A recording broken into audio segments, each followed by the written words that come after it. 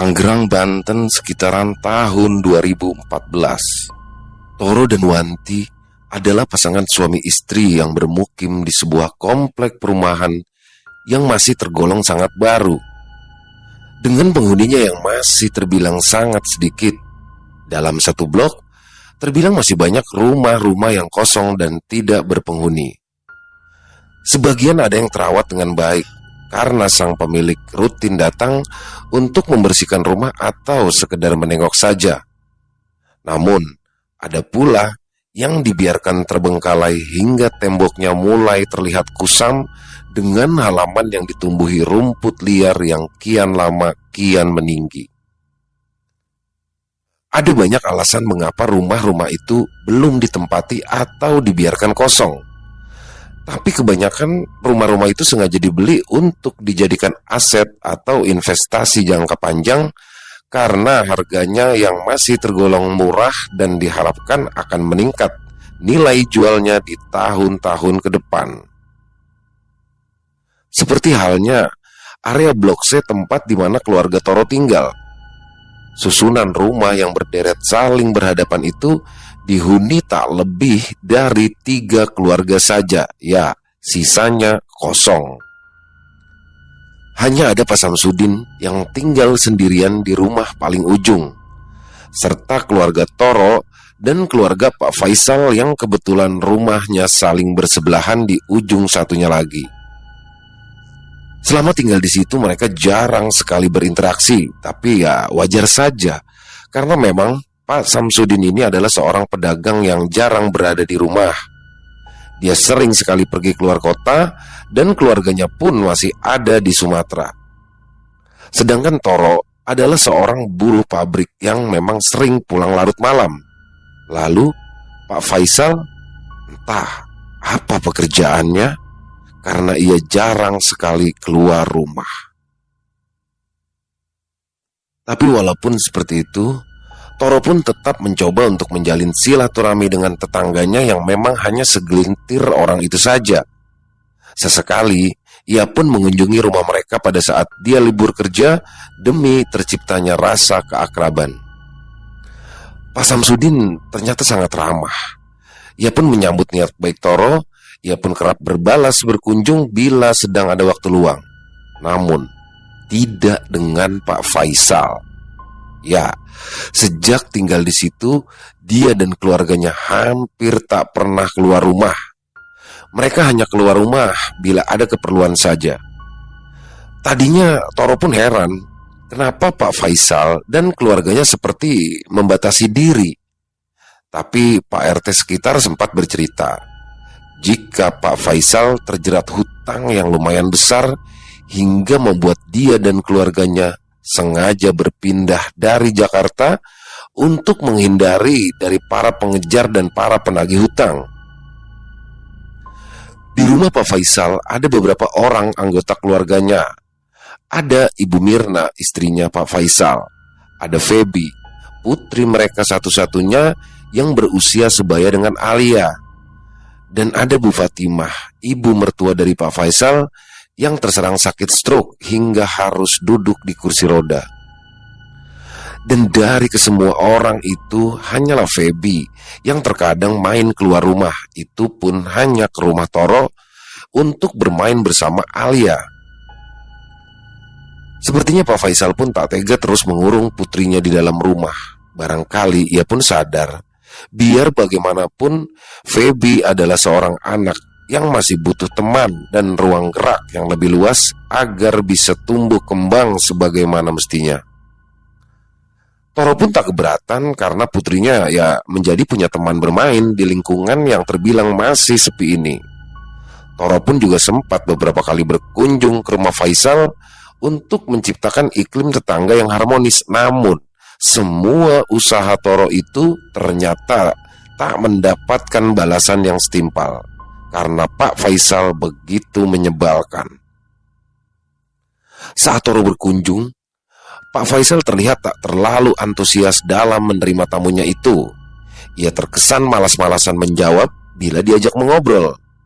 Hanya Bu Mirna lah yang coba bersikap ramah layaknya tuan rumah yang baik. Dan akibat dari sikap Pak Faisal itu, Toro pun jadi enggan lagi untuk datang kembali. Ia lebih memilih berkunjung atau mengobrol dengan Pak Samsudin yang memberikan respon jauh lebih ramah. Tapi kadang Wanti pun sering coba untuk bertegur sapa dengan Bu Mirna saat wanita itu pulang dari pasar atau sedang membawa ibunya keluar untuk berjemur di pagi hari. Sebenarnya Ibu Mirna ini ingin menanggapi dan mengobrol lebih lama, namun baru sebentar saja Pak Faisal sudah berteriak-teriak memanggil dari dalam rumah, meminta istrinya untuk segera masuk. Dan tibalah pada malam itu, terdengar suara ribut-ribut dari rumah Pak Faisal. Suara pukulan dan tamparan yang disertai suara tangisan Ibu Mirna yang meratap memohon ampun membuat Toro menjadi tak tega dan sempat berniat untuk melerai sebelum akhirnya dilarang oleh istrinya. Dan di keesokan harinya, Wanti yang pagi itu sedang menyapu halaman rumah melihat Ibu Mirna yang keluar rumah sambil mendorong Ibu Fatimah yang duduk di kursi roda. "Selamat pagi Bu Mirna." "Selamat pagi Bu Fatimah. Mau berjemur ya?" Wanti menyapa dengan ramah. Bu Mirna pun membalas dengan senyuman tertahan sambil mengangguk. Ibu Fatimah tak mampu merespon, ya karena memang wanita tua itu kesulitan untuk berbicara semenjak dia terserang sakit. Wanti pun coba mendekati mereka untuk bisa mengobrol lebih intim lagi, tapi Bu Mirna terlihat gugup saat Wanti datang mendekat. Wanita itu terus menunduk seolah coba menyembunyikan wajahnya. Wanti yang tadinya hendak melanjutkan obrolan langsung terkejut saat ia melihat wajah Bu Mirna yang nampak biru lebam dengan beberapa luka yang menghiasi kening dan juga bibirnya. "Ya Allah Bu, mukanya kenapa?" tanya Wanti. Semalam saya jatuh Bu," jawab Mirna. Wanti pun hanya mengangguk walaupun dia tahu kalau sebenarnya Ibu Mirna ini berbohong. Namun memang ia pun sengaja tak ingin membahasnya demi menjaga perasaan tetangganya itu. Tiba-tiba Feby pun datang setengah berlari keluar dari dalam rumah dengan rambut yang masih basah dan bedak yang nampak masih celemongan. Tante, Alia sudah bangun belum? Feby mau main deh." "Oh, sudah sayang. Alia sekarang lagi sarapan tuh sambil nonton TV. Kamu langsung aja masuk ke rumah," jawab Wanti setengah membungkuk sambil tersenyum. Anak itu pun langsung berlari dengan riangnya masuk ke dalam rumah Wanti sambil berteriak, "Alia, main yuk." Wanti pun tersenyum. Lalu kembali ia pun melanjutkan obrolannya dengan Bu Mirna yang sempat terputus tadi. Pak Faisal sudah berangkat?" Wanti pun coba berbahasa basi sambil tersenyum kepada Bu Fatimah yang nampak lemah duduk di atas kursi roda. "Oh, enggak Bu, suami saya masih tidur," jawab Bu Mirna sambil terus saja menundukkan wajah. Namun tiba-tiba terdengar suara Pak Faisal yang sepertinya sudah bangun dari tidurnya dan langsung berteriak keras memanggil dari dalam rumahnya. "Mirna, ngapain kamu di luar?" Ibu Mirna yang terkejut lalu jadi gelagapan sendiri. Ia pun dengan paniknya bergegas masuk ke dalam rumah hingga tanpa ia sadari ia pun meninggalkan ibunya yang masih berada di luar rumah bersama Wanti. Lalu dari dalam sana kembali terdengar suara Pak Faisal yang kembali menghardik dengan lantang dan kasar. "Dasar goblok, kenapa ibumu gak bawa sekalian masuk?" Lagi-lagi terlihat Ibu Mirna melangkah tergesa-gesa keluar rumah untuk menghampiri ibunya dan Wanti yang cuma bisa diam, tak berani berkomentar. "Maaf ya Bu, saya masuk dulu." Ibu Mirna pun pamit dan langsung membawa ibunya masuk ke dalam rumah. Wanti kala itu cuma bisa menggeleng-gelengkan kepala dengan hati yang miris melihat kejadian yang baru saja ia saksikan. Lalu tiba-tiba saja muncul Pak Faisal di depan pintu. Sesaat dia menatap dingin ke arah Wanti yang coba lemparkan senyuman ramah. Tapi Alih-alih membalas, lelaki itu malah kembali masuk lalu menutup pintunya rapat-rapat. Astagfirullah. Pak, kasihan ya Bu Mirna. Wajahnya babak belur deh. Sepertinya habis dipukuli sama suaminya, ucap Wanti kala itu sambil meletakkan segelas kopi di hadapan Toro yang kala itu sedang menonton TV di dekat Alia dan Feby yang tengah asyik bermain boneka. Kok tega ya Pak Faisal menyiksa istrinya seperti itu? Sebenarnya ada masalah apa sih mereka? Jawab Toro sambil meraih segelas kopi lalu meniup isinya demi meredam hawa panas. Gak tahu Pak, lawang tadi aku sempat nanya Bu Mirna, tapi dia malah nutup-nutupi. Dia cuma bilang kalau dia itu habis jatuh. Ngenes banget deh. Toro pun kala itu cuma bisa menggeleng-gelengkan kepalanya lalu lanjut menghirup kopi dari gelasnya. Kemudian ia pun mengganti channel TV yang sudah ditinggal Alia dan Feby yang berpindah main ke dalam kamar. Hingga beberapa hari ke depan, suara-suara ribut dari dalam rumah Pak Faisal masih terus saja terdengar. Sering terjadi di malam hari, tapi tak jarang pula di siang hari, membuat Wanti yang sehari-harinya ada di rumah hanya bisa mengelus dada. Dan setiap kali terjadi keributan, Feby acap kali datang ke dalam rumah untuk mencari Alia. Ya, sepertinya anak itu amat terganggu dengan suara berisik yang berada di rumahnya, hingga ia pun sengaja pergi menghindar demi mencari ketenangan. Sampai pada suatu hari, suara-suara ribut itu tak terdengar lagi. Hari itu rumah Pak Faisal nampak lenggang. Pintu dan jendelanya pun tertutup rapat. Pagarnya masih digembok, membuat Wanti menjadi terheran-heran. Pak, tadi seharian rumah sebelah sepi deh.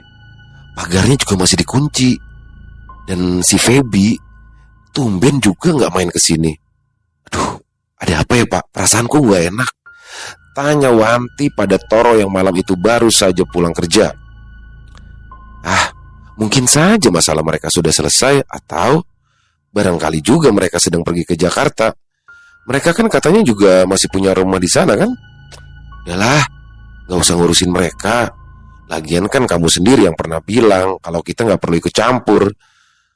Wanti pun kala itu hanya bisa diam sambil tertegun. Ya, suaminya benar. Namun entah mengapa dia jadi sangat khawatir. Pikiran Wanti kala itu jadi ngelantur kemana-mana. Apa jangan-jangan ada yang sakit, atau malah Bu Fatimah yang kenapa-napa.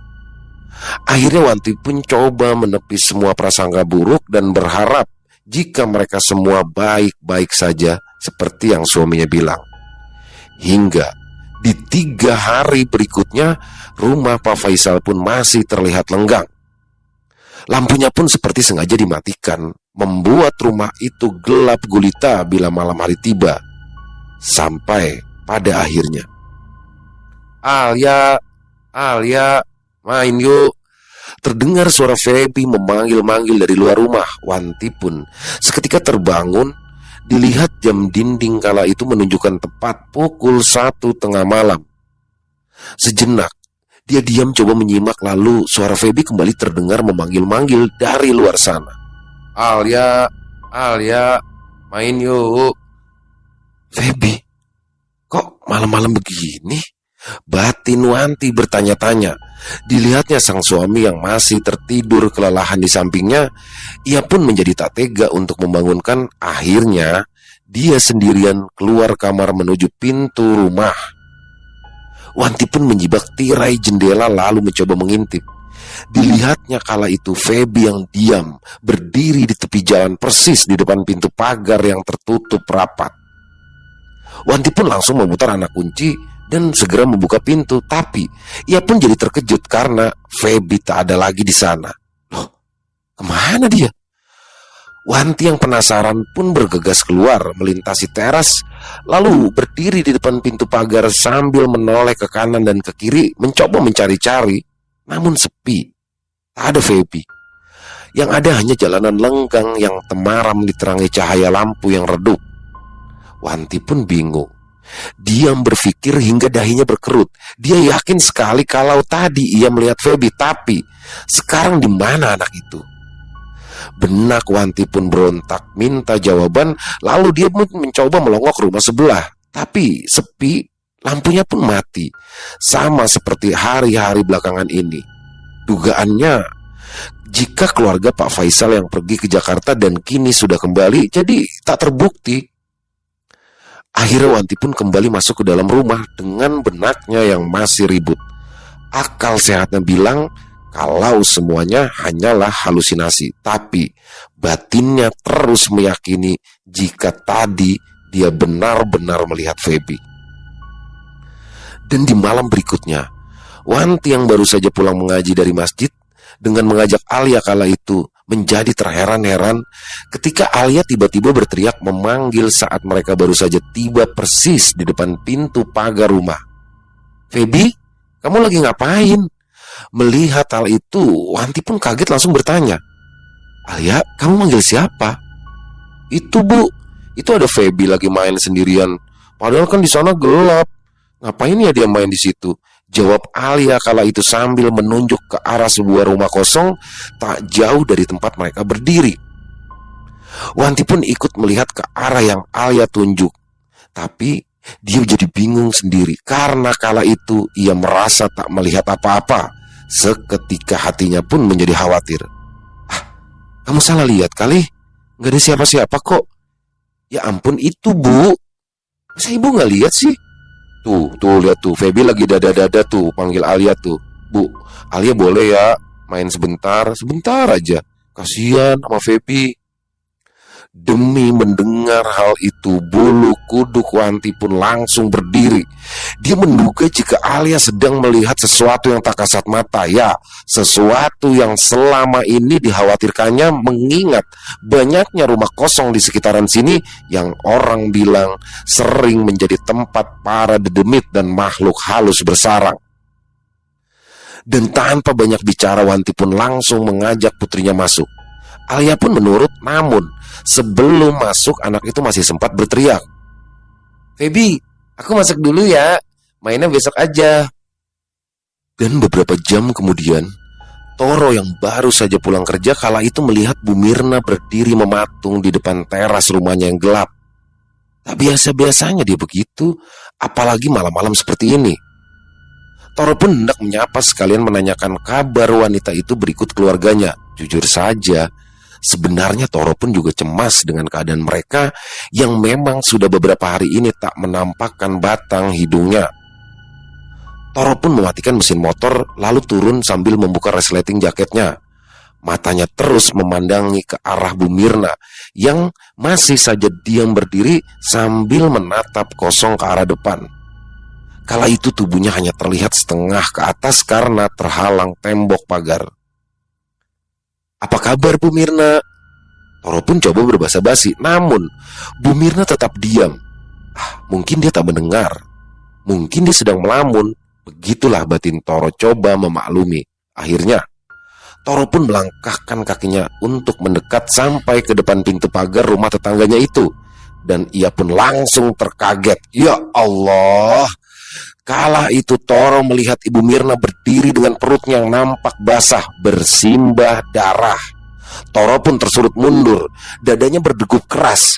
Dia sebenarnya ingin mendekat untuk memastikan, tapi kakinya layu bagai tak bertenaga. Lalu tiba-tiba, "Bapak, lagi ngapain?"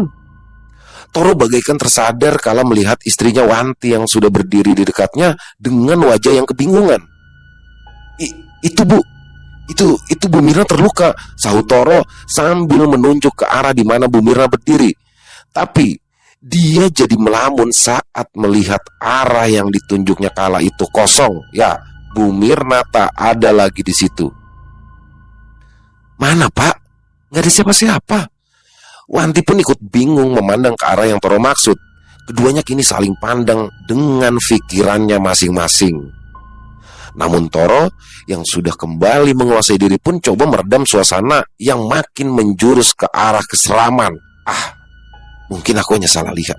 Kayaknya aku kecapean. Ya sudah, ayo Bu, kita masuk. Perutku sudah lapar. Toro pun lalu berbalik pergi kembali ke rumahnya. Wanti kala itu masih diam berdiri sambil memandangi ke arah rumah itu. Namun saat dia membalikkan badan hendak kembali masuk ke dalam rumah, matanya seperti menangkap wajah Bu Fatimah yang sedang mengintip di celah tirai jendela yang sedikit tersibak. Di malam berikutnya, duk-duk, Toro yang sedang serius menonton siaran sepak bola langsung mengecilkan volume TV. Istri dan anaknya sudah tertidur sejak tadi. Sesaat dia diam menyimak. Lalu suara itu kembali terdengar. Duk-duk. Sepertinya dari luar. Dilirik ke jam dinding. Pukul 11:30 malam. Dia pun ingin kembali membesarkan volume suara TV. Namun menjadi urung ketika suara itu terus saja terdengar tak berhenti. Ada apa sih malam-malam begini? Batin Toro mengetuk. Dia kesal karena ini adalah hari libur.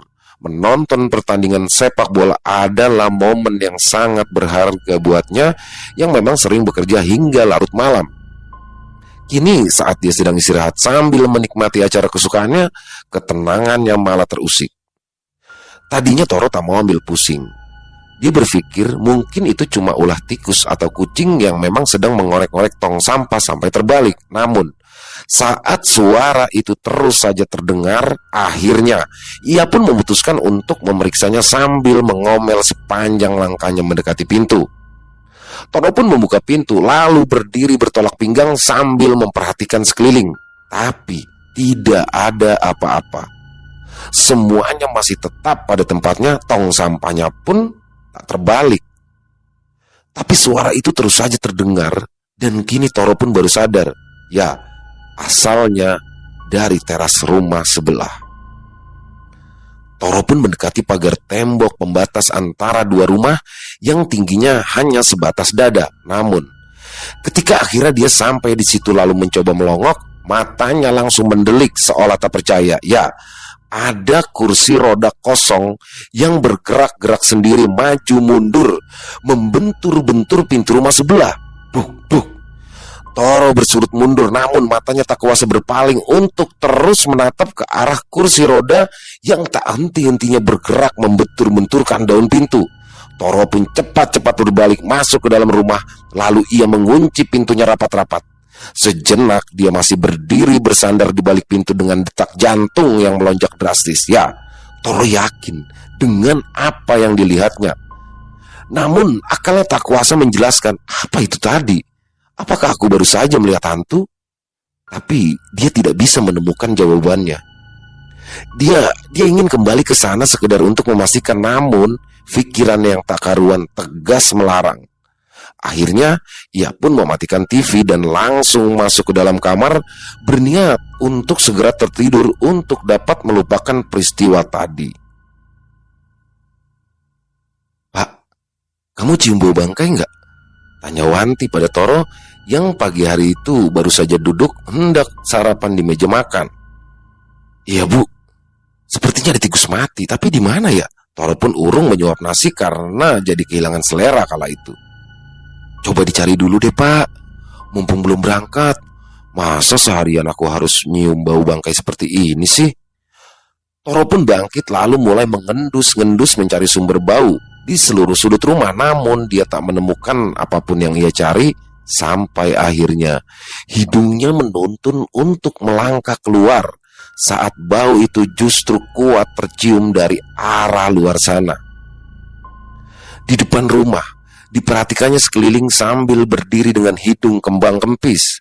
Lalu matanya pun tertuju pada tong sampah yang kala itu terbalik dengan isinya yang tumpah berceceran kemana-mana, persis di depan rumah Pak Faisal. Toro pun langsung menduga jika ada tikus yang mati di dalam tong sampah itu. Dia pun mendekat, lantas coba untuk memeriksanya dengan setangkai ranting yang kini berada di dalam genggamannya. Tapi Toro tak juga menemukan apa-apa. Namun bau yang menyengat itu kini justru tercium dari arah rumah Pak Faisal. Gimana Pak? Ketemu? Teriak Wanti dari depan pagar rumah. Belum Bu, tapi kayaknya baunya dari dalam sana deh, sahut Toro sambil menunjuk-nunjuk ke arah rumah Pak Faisal. Duh, terus gimana ya Pak? Masa orang di rumah itu tenang-tenang aja? Baunya parah banget loh Pak, balas Wanti sambil melangkah mencoba mendekati suaminya. Yang mana aku tahu Bu, kamu kan lihat sendiri, sudah beberapa hari ini rumahnya kosong, keluh Toro. Terus gimana Pak? Masa kita diem aja? Apa Bapak nggak bisa telepon Pak Faisal? Siapa tahu mereka nggak kemana-mana. Mungkin aja selama ini mereka memang ada di dalam rumah. Wanti pun kembali memberi masukan. Mau nelpon gimana Bu? Aku kan nggak punya nomornya, sangga Toro. Coba panggil aja deh Pak, siapa tahu orangnya mau keluar. Wanti pun lagi-lagi memberikan saran dengan nada setengah memaksa. Hingga akhirnya Toro pun memberanikan diri berteriak memanggil di depan pintu pagar rumah Faisal yang terkunci. Assalamualaikum. Assalamualaikum Pak Faisal. Namun hening. Tak ada jawaban sama sekali. Toro dan Wanti pun saling pandang. Lalu Wanti coba ikut memanggil dengan suaranya yang cempreng memekakan telinga. Bu Mirna. Bu Mirna. Sama saja. Tak ada tanda-tanda respon dari dalam sana, membuat pasangan suami istri itu jadi tak tahu harus bagaimana lagi. Lalu tiba-tiba terdengar suara yang memanggil mereka dari arah kejauhan. Pak Toro, Bu Wanti, lagi ngapain? Keduanya pun menoleh dan langsung melambaikan tangan ke arah Pak Samsudin yang sedang berdiri di depan pintu pagar rumahnya. Pak, sini deh Pak, panggil Toro sambil melambaikan tangannya meminta Pak Samsudin untuk cepat mendekat. Ada apa? Kok bau bangkai begini sih? Keluh Pak Samsudin ketika dia akhirnya tiba di situ. Iya Pak, sepertinya sumber baunya tuh dari dalam sana. Tapi sudah saya panggil-panggil dari tadi tidak ada yang keluar, keluh Toro. Oh, kalau Pak Faisal mungkin gak ada. Saya lihat beberapa malam yang lalu dia pergi sendirian sambil bawa tas besar. Tapi waktu saya sapa, dia malah melengos begitu saja, langsung buru-buru pergi, jawab Pak Samsudin. Tapi memang beberapa hari ini rumahnya sepi sih Pak. Apa jangan-jangan Pak Faisal belum pulang ya? Sangga Wanti. Coba saja kita panggil lagi. Mungkin saja mereka masih tidur, saran Pak Samsudin. Dan akhirnya ketiga orang itu pun saling bergantian memanggil-manggil. Namun tetap saja tak ada jawaban. Kini Wanti pun menjadi khawatir.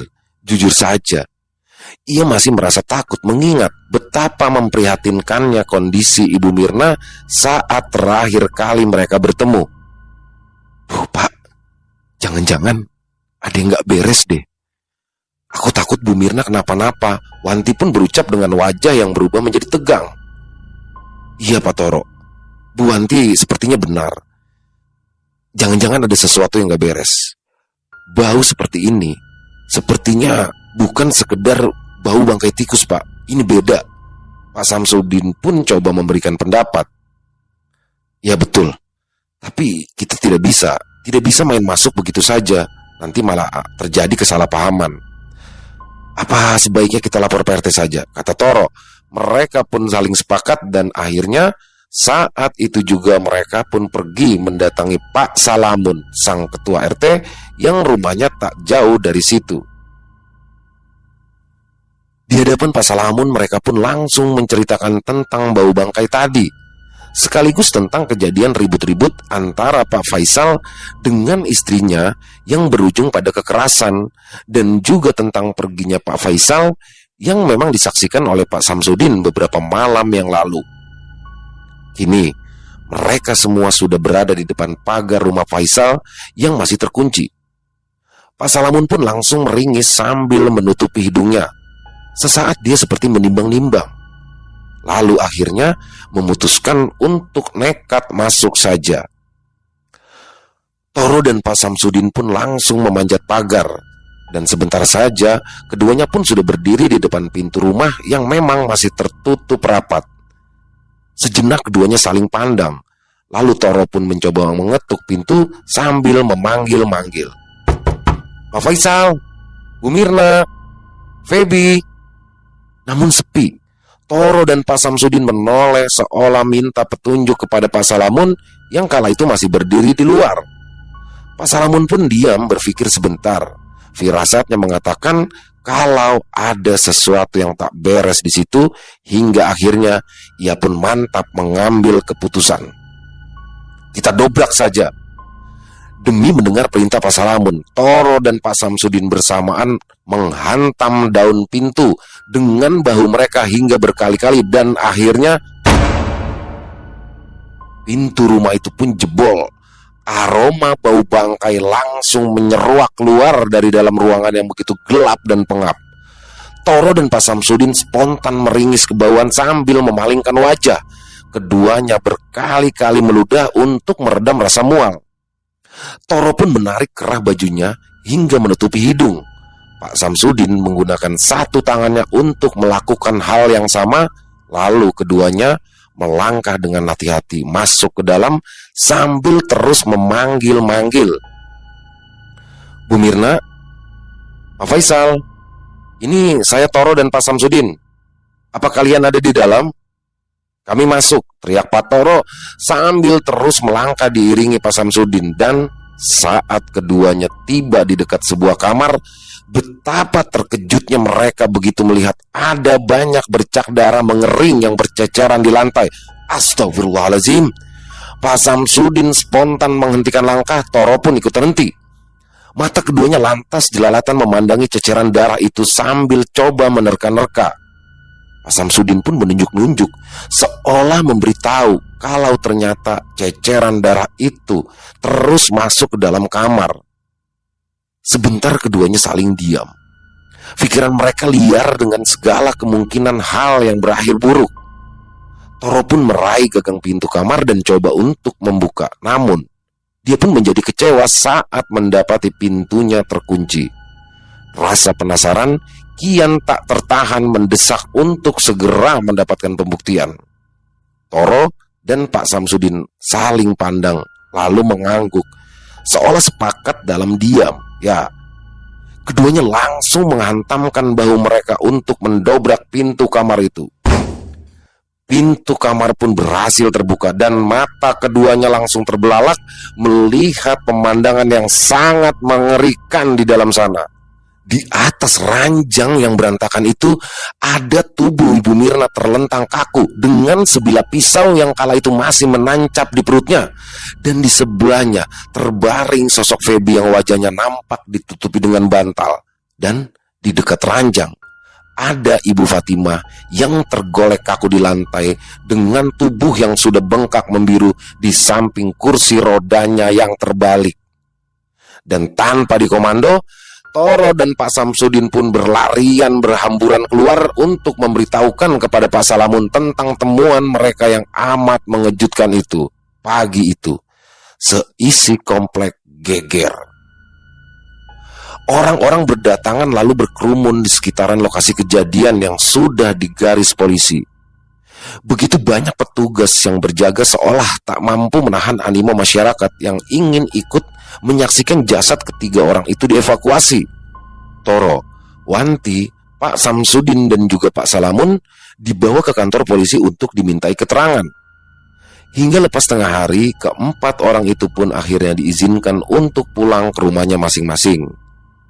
Polisi pun langsung bergerak cepat untuk melacak dan menemukan keberadaan Pak Faisal yang dicurigai sebagai biang keladinya. Sampai di malam hari di sekitar tempat kejadian masih terus saja didatangi orang-orang. Mereka semua saling bicara dan berbisik, berspekulasi tentang siapa pelakunya dan apa yang menyebabkan pembunuhan itu terjadi. Namun, sejak kembali dari kantor polisi, Toro dan Wanti hanya berdiam diri di dalam rumah. Keduanya memang sengaja menghindari orang-orang yang penasaran hendak bertanya. Ya, mereka begitu syok. Kejadian ini jauh di luar dugaan mereka. Begitu juga Alia. Berkali-kali anak itu bertanya dengan polosnya, "Pak, Bu, memangnya Feby kenapa?" Toro dan Wanti pun hanya bisa menggeleng karena tak tahu bagaimana cara menjelaskan kepada putrinya yang memang masih kecil itu. Pikiran Toro dan Wanti pun jadi tak karuan. Bagaimana tidak? Sebelum semuanya terungkap, mereka pun sempat mengalami sejumlah peristiwa janggal. Toro sempat melihat sosok Ibu Mirna yang berdiri dengan perut bersimpah darah. Dia pun juga pernah melihat kursi roda Bu Fatima yang bergerak-gerak sendiri membentur-benturkan daun pintu. Dan begitu juga Wanti. Betapa dia merinding ngeri mengingat pernah mendengar dan melihat Feby memanggil-manggil Alia di depan rumah beberapa malam yang lalu. Juga peristiwa Alia yang merasa melihat Feby yang kala itu sedang main sendiri. Semua kejadian aneh itu membuat mereka pun semakin tak berani untuk keluar rumah. Alia pun dilarang main di luar untuk menghindari hal-hal yang tidak diinginkan. Hingga setelah beberapa hari, orang-orang yang mendatangi lokasi kejadian pun mulai berkurang. Dan hingga pada akhirnya, tak ada satupun orang lagi yang datang ke tempat itu. Awalnya, Toro dan Wanti pun bisa bernapas lega, karena akhirnya mereka pun bisa kembali menemukan ketenangan. Namun, semua itu seolah menjadi bumerang, karena suasana yang kini sunyi dan lenggang malah terasa jadi menakutkan. Kini Toro dan keluarganya benar-benar sendiri. Ditambah lagi saat mereka mengetahui kalau Pak Samsudin, satu-satunya tetangga mereka yang tersisa, ternyata langsung memilih pulang kampung sehari setelah kejadian pagi yang mengejutkan itu. Ya Allah. Kini Toro dan Wanti pun harus menghadapi kenyataan kalau mereka tinggal bersebelahan dengan rumah bekas pembunuhan. Ya, benar-benar membuat nyali amblas. Tadinya Wanti pun ingin pulang kampung saja sama seperti Pak Samsudin. Namun ia pun tak tega bila harus meninggalkan suaminya sendirian yang mesti tetap bekerja. Akhirnya Toro dan Wanti pun sepakat dengan satu solusi yang paling masuk akal. Mereka berniat mengontrak sebuah rumah di tempat lain. Namun ternyata mencari rumah kontrakan yang pas dan sesuai dengan kocek mereka tak semudah yang dibayangkan. Jadi, selama mereka belum mendapatkan rumah kontrakan, dengan sangat terpaksa mereka pun harus tetap tinggal di situ dengan resiko ketakutan, terutama di malam hari.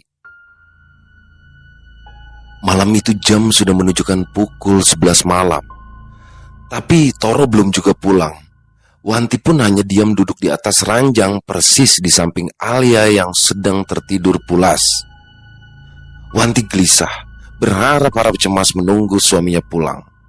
Hujan gerimis yang turun sejak tadi membuat suasana makin mencekam. Berkali-kali ia mencoba menelpon sang suami namun tak tersambung. Mungkin sedang di jalan, jadinya tidak bisa angkat telepon. Sebentar lagi juga pulang. Begitu pikirnya, berusaha untuk menjinakkan kegelisahannya. Sejak kejadian itu, Toro memang berusaha untuk selalu pulang lebih awal. Ia tak tega membiarkan anak dan istrinya sendirian sampai larut malam. Tapi kali ini ia tak bisa. Teman satu shiftnya ada yang sakit hingga ia pun harus menggantikan pekerjaannya. Hujan pun reda, tapi udara dingin masih menusuk. Wanti menghela nafas seolah ingin membuang rasa takutnya jauh-jauh. Tapi suara tetesan sisa air hujan yang berjatuhan di luar sana jadi terdengar bagai alunan musik yang menakutkan. Sakit mas, ampun.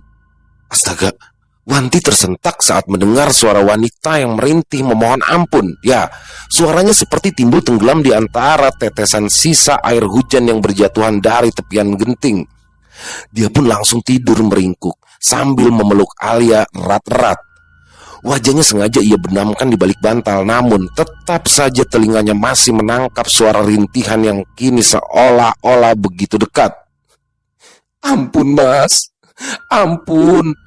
Suara itu terus berulang-ulang. Wanti pun makin mengkeret. Pelukannya kepada Alia bertambah erat hingga membuat anak itu jadi menggeliat. Wanti pun langsung mengendurkan dekapannya. Ia tak mau anaknya jadi terbangun. Assalamualaikum, Bu. Ibu, Bapak pulang. Wanti pun cepat bangun begitu mendengar suara sang suami memanggil di luar sana. Suara yang dulunya terdengar biasa saja, ya kini menjadi suara termerdu yang begitu amat ia rindukan. Wanti pun melompat dari tempat tidur, lalu dengan setengah berlari, ia menuju pintu dan cepat-cepat membuka. Betapa hatinya lega kala melihat suaminya yang datang dengan memakai jas hujan yang kelihatan masih basah.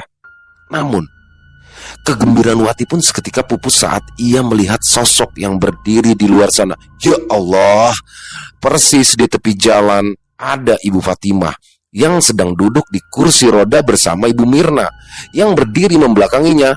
Wajah Ibu Fatimah membiru. Bu Mirna terus menunduk. Toro yang sedang sibuk menanggalkan jas hujan menjadi terheran-heran melihat wajah istrinya yang berubah tegang. Bu, kenapa sih? Wanti tak mampu menjawab. Ia hanya bisa menunjuk-nunjuk ke arah di mana kedua sosok menakutkan itu berada. Toro pun langsung menoleh, namun matanya tak menemukan apa-apa. Tapi dia yakin jika istrinya sedang melihat sesuatu. Sudah, ayo masuk. Toro pun merangkul istrinya lalu membawanya masuk ke dalam, meninggalkan jas hujannya yang belum sempat ia lipat. Ditutupnya pintu rapat-rapat. Toro pun terus merangkul istrinya dan membawanya masuk ke dalam kamar. Dilihatnya Alia yang masih tertidur pulas. Kamu tidur saja dulu, temani Alia. Nanti aku nyusul. Aku mandi dulu ya, ucap Toro dengan nada setenang mungkin, berusaha terlihat kuat di hadapan istrinya. Dan di malam kemudian, Toro berdiam di dalam rumah sambil menonton TV. Ya, dia sudah pulang sejak sore tadi. Dan istrinya sedang pergi mengaji selepas maghrib. Alia memang sengaja tak ikut. Anak itu kini sedang main sendirian di dalam kamarnya. Tapi tiba-tiba Alia keluar dari dalam kamar dan langsung mendekati Toro, lalu berbisik lirih di dekat telinga bapaknya.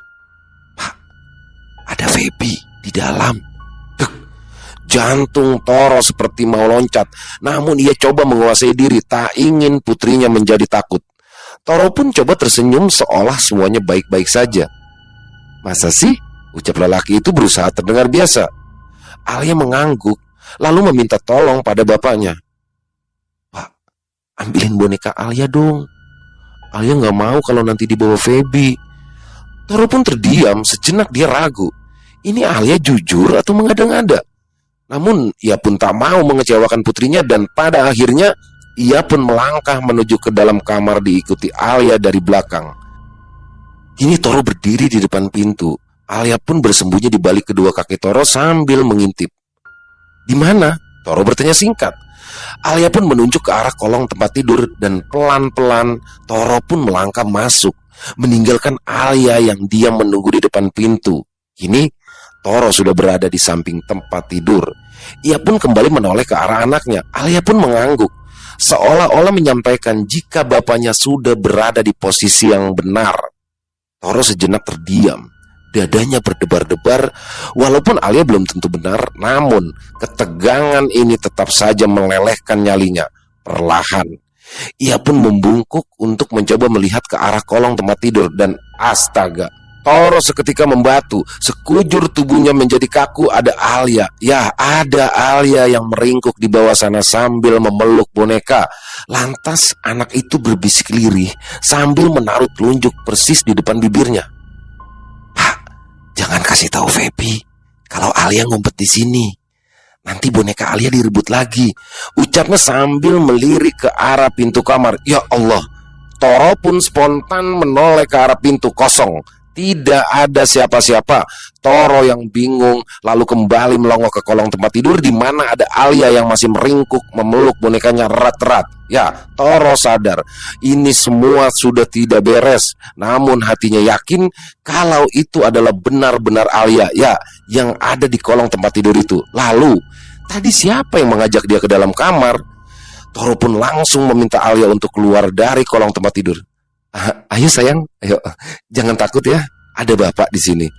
Alia pun menurut dan pelan-pelan keluar dari kolong tempat tidur, lalu menyorongkan kedua tangannya untuk minta digendong. Toro pun segera menyambut uluran tangan anaknya, lalu membawa keluar dari dalam kamar.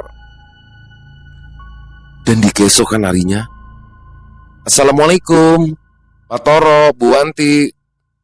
Waalaikumsalam. Wanti pun segera membukakan pintu dan mendapati Pak Salamun yang berdiri di depan pintu pagar. Pak RT, mari masuk Pak, ucap Wanti sambil mendekat pagar lalu membuka pintunya.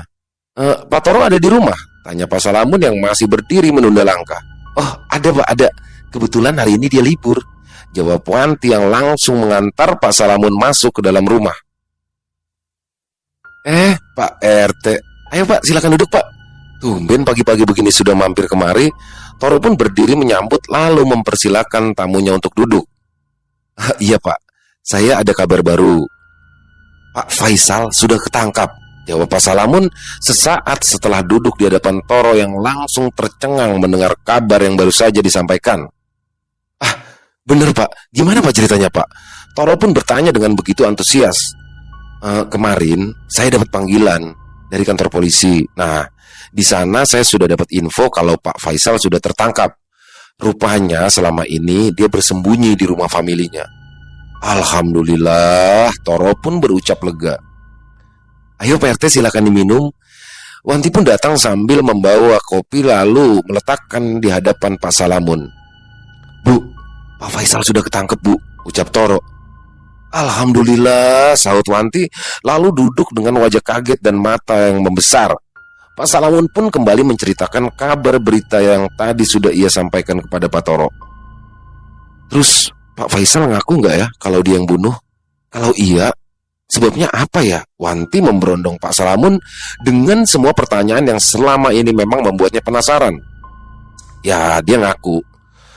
Tapi motifnya itu loh, saya nggak nyangka sama sekali, jawab Pak RT yang membuat Toro dan Wanti menjadi tambah penasaran. Memang apa sebabnya Pak? Tanya Wanti tak sabaran. Pak Salamun akhirnya pun mulai bercerita. Jadi awalnya sejak mereka masih tinggal di Jakarta, Pak Faisal itu sejak dulu ingin punya anak satu lagi. Ya pengennya sih laki-laki, katanya biar pas sepasang. Tapi sampai Feby tumbuh besar, hasilnya masih belum ada. Ibu Mirna belum hamil, padahal dia juga tidak KB. Nah, lantas belum lama, kira-kira beberapa hari sebelum kejadian itu, Pak Faisal pun memutuskan untuk mengajak istrinya periksa ke dokter. Takut kalau ada masalah. Tapi di sana Pak Faisal justru dapat kabar yang mencengangkan. Kabar apa Pak? Wanti pun menyela cepat. Ternyata Pak Faisal selama ini mandul. Dia pun jelas heran dan langsung marah. Lalu Feby itu anak siapa? Ya Allah, beneran Pak? Toro pun minta diyakini cerita ini meleset terlalu jauh dari dugaannya. Iya Pak, betul. Jadi Ibu Mirna ini selalu saja mengelak. Itulah yang akhirnya membuat Pak Faisal menjadi emosi. Sampai akhirnya ia pun tega menganiaya sang istri. Tapi walaupun sudah berkali-kali dipukuli, Ibu Mirna ini tetap tidak mau mengaku. Dia malah bilang kalau hasil tesnya itu salah. Tapi saat Pak Faisal minta tes ulang di tempat lain, Ibu Mirna ini selalu saja mengelak dengan berbagai macam alasan. Ya, akhirnya Pak Faisal pun menjadi gelap mata. Akhirnya dia hilaf lalu menikam perut istrinya. Tapi tanpa diduga, ternyata ada anaknya Feby yang menyaksikan dan sempat menjerit. Nah, di sini Pak Faisal panik dan anak itu pun langsung ikut dibunuh dengan mendekap wajahnya dengan menggunakan bantal. Sedangkan Ibu Fatimah yang dia curigai tahu tentang segalanya dari awal, akhirnya dia cekoki dengan racun serangga. Innalillahi. Toro dan Wanti pun berucap hampir bersamaan. Keduanya tak henti-hentinya menggelengkan kepala. Ya, ini benar-benar di luar dugaan. Toro pun tertegun. Rahasia besar baru saja terkuak. Pak Faisal ternyata hanya seorang suami yang kecewa karena merasa dihianati. Sedangkan Ibu Mirna, ya, wanita yang nampak lemah itu ternyata tak sesuci yang ia bayangkan. Tapi hatinya menjadi miris bila mengingat Feby. Betapa anak itu tak tahu apa-apa namun harus tewas dengan cara yang begitu mengenaskan. Lalu Pak Salamun pun kembali bicara untuk memecah lamunan Toro. Saya ada kabar satu lagi. Kalau yang ini kalian berdua pasti senang. Kabar apa Pak? Wanti pun menimpali. Ada rumah kontrakan murah yang kosong di dekat-dekat sini. Punya saudara saya. Penghuni yang lama baru saja pindah. Apakah kalian berdua minat? Tanya Pak Salamun dengan mata yang berbinar-binar. Wah, mau sekali Pak. Kapan kami bisa lihat-lihat? Toro menjawab tak kalah girang.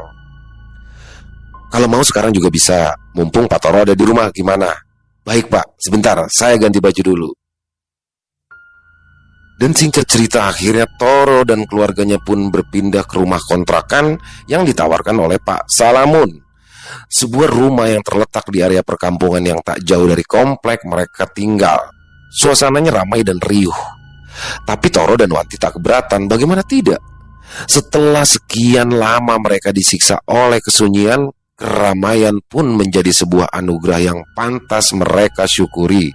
Ya, apalagi melihat Alia, anak satu-satunya yang sekarang menjadi punya banyak teman. Tetangganya pun ramah-ramah, membuat tempat itu bagaikan surga kecil bagi mereka. Dan setelah sekian lama, rumah Pak Faisal masih tetap kosong. Tapi bukan rumah itu saja, ya. Seluruh rumah yang berada di deretannya juga bahkan beberapa kini berhiaskan tulisan dijual, termasuk rumah Toro.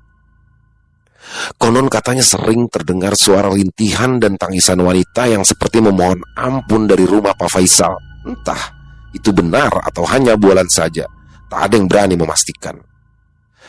Sesekalipun Toro menengok rumahnya untuk sekedar membersihkan, sudah pasti saat siang hari, itu pun dia tak berani untuk berlama-lama.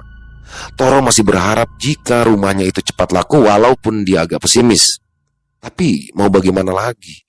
Berita tentang kejadian itu dengan segala bumbu tambahannya telah membuat komplek perumahannya kini memiliki citra yang buruk. Tapi siapa tahu, mungkin saja ada orang yang nekat mau membeli rumahnya karena tergiur dengan harga murah yang ditawarkan. Atau mungkin ada orang yang bernyali hingga tak keberatan hidup berdampingan dengan rumah horor itu. Selesai.